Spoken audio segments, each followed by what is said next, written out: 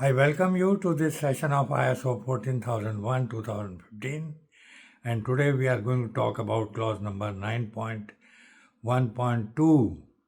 This is evaluation of compliance. So as usual, first of all, I'll read out the requirement to you as given in the standard. Clause 9.1.2, evaluation of compliance. The organization shall establish, implement and maintain the process or processes needed to evaluate fulfillment of its compliance obligations. The organization shall A, B, C, there are 3 points in this. A, determine the frequency that compliance will be evaluated. B, evaluate compliance and take action if needed. And C, maintain knowledge and understanding of its compliance status. And there is a last para. The organization shall retain documented information as evidence of the compliance evaluation results. So that's all. This is a small clause, and now let us talk in more detail about this requirement. So as the standard says, it is regarding evaluation of compliance. That means whether we are complying with the various requirements or not. So this is evaluation of compliance, and here the company or the organization has to, number A, determine the frequency that compliance will be evaluated.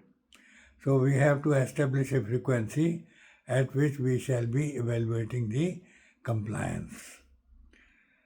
And B is evaluate compliance and take action if necessary.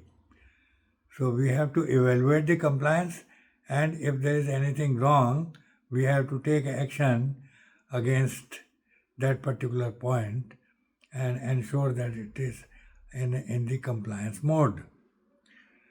Now C is maintain knowledge and understanding of its compliance status.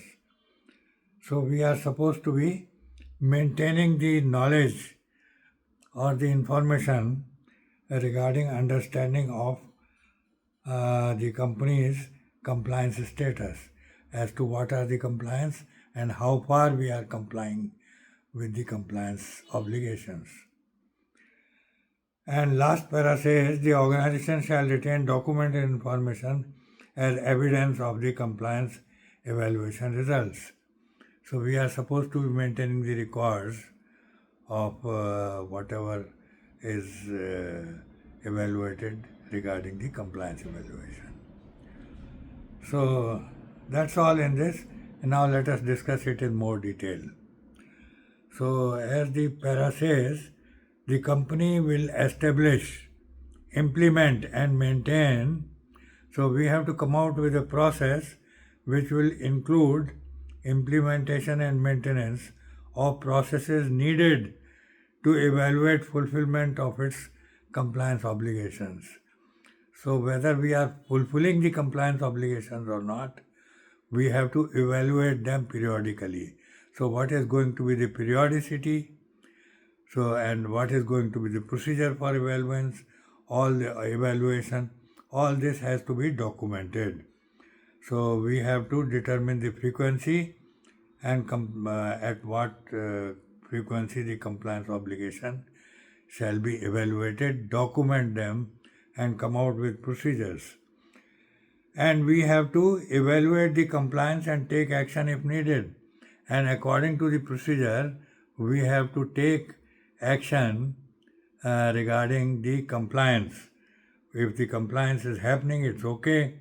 If the compliance is not happening, we have to take action and ensure that compliance is taking place, compliance is happening. So we have to comply with the requirements fully and completely. And C is maintain knowledge and understanding of its compliance status. So whatever is our compliance status, what needs to be complied with has to be documented, and we have to make sure that everything is taken care and our compliance obligations are taken care, and we have to maintain records of this. So we have to evaluate the compliance, maintain its records, and take action regarding compliance obligations. So that's all in this. And the last para says the organization shall retain documented information as evidence of the compliance evaluation results. So we are supposed to be maintaining the records to ensure or to show that we have carried out this activity and we are up to date with the compliance obligations, and all compliance obligations have been complied with. So the records regarding this have to be maintained, and we have to ensure that procedures or whatever we have put in place for ensuring the compliance is in place and is in good shape. That means if it is defaced, then we have to replace it. So I hope you have understood the requirement. This is a very small clause and there is nothing much in this to explain or to understand. I hope you have understood it completely and fully well. But by any chance, if there is anything which is not clear to you, please put your comment below this video. I'll try to explain to you again. And if you are liking my videos, please give me a thumbs up, give me a like, and also share my videos with your friends and colleagues so that they can also take advantage of whatever is happening or whatever knowledge exchange is taking place between us. And lastly, please do not forget to subscribe to my channel and also press the bell icon so that as and when I load my video, the information regarding loading of the video will reach you without any delay. So thank you very much for watching my videos. And next para is 9.2 internal audit. So we shall be discussing the internal audits. There are lot of formats in that, and I shall be providing you with the formats too. So don't forget to join me on next Sunday. Thank you very much. Bye bye. See you again.